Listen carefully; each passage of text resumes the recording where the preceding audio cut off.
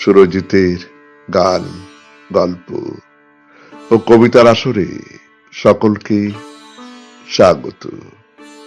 আজ শুনুন একটি বিখ্যাত কবিতা, জীবন স্মৃতি, কলমে সুনীল গঙ্গোপাধ্যায়। তোমার ছিল স্বপ্ন দেখার আসর, তুমি আপন মনে কথা বলতে। তোমার ছিল বিষম দুঃখ, তুমি কখনো নদীর পাড়ে একলা যাওনি। তোমার ছিল ছুরির মতন ধারালো রাগ, হঠাৎ যেদিন হাতে তোমার কাটা ফুটলো, গোলাপ গাছটা লন্ডভন্ড করেছিলে, মনে পড়ে না? শুধু কি তাই, প্রজাপতির ডানা ছিঁড়েছি, কত খেলনা কেড়ে নিয়েছি, অন্তত 3 ডজন কাচের বাসন ভাঙা, সব মিলিয়ে।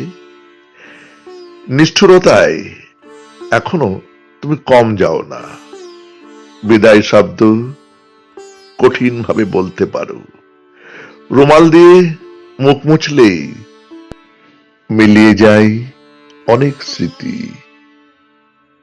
তোমার ছিল দয়ার শরীর, সারা জীবন ভালো না বেশে দয়া দেখালে, লাজুকতার আড়ালে এক অহংকারী। ভালোবাসা তো পারস্পরিক, আমায় কেউ ভালোবাসেনি। ঘর দুপুরে অভুক্ত এক ক্লান্ত কিশোর, কেউ কি তাকে কাছে ডেকেছে? তুমি অনেক রাত্রিবেলায় সিঁড়ির মধ্যে বসে থাকতে, নিচে কিংবা ওপর দিকে কোথায় যাবে ঠিক জানো না। এটাই তোমার মূল সমস্যা। পূর্ণিমায় বা অমাবস্যায়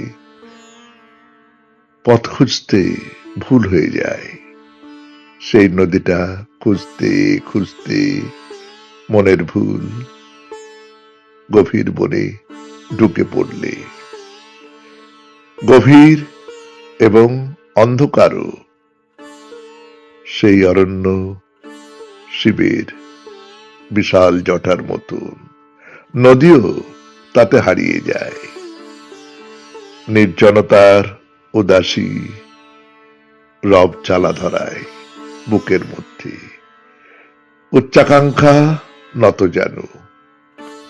একলা রাস্তা পাওনি বলেই গিয়েছিল না দলে মিছিলে, আইসক্রিমের কাঠির মতন আবার আমি পরিত্যক্ত। এটাও একটা বিলাসিতা, নিজেও জানো। তুমিও বুঝি বিলাসী নাও, যেমন তোমার স্বপ্ন দেখা। সর্বনাশ ও স্মৃতির দুঃখ স্বপ্ন এখন এসব দেখায়। নারীর কাছে গিয়েছিলাম, আছড়ে কামড়ে রক্ত পাগল। ভালোবাসার দুঃখ ছাড়াও সর্বনাশের গাঢ় মহিমা। এর থেকে কেউ দূরে যায় কি?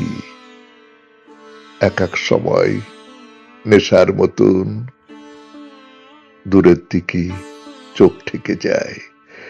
দূরত্বকে শান্তি বলে মানতে হঠাৎ ইচ্ছে করে, যেমন দূর। ছেলেবেলার দুঃখগুলো মধুর, যেমন বাইরে এসে মনে হয় না চমৎকার এই বেঁচে থাকা।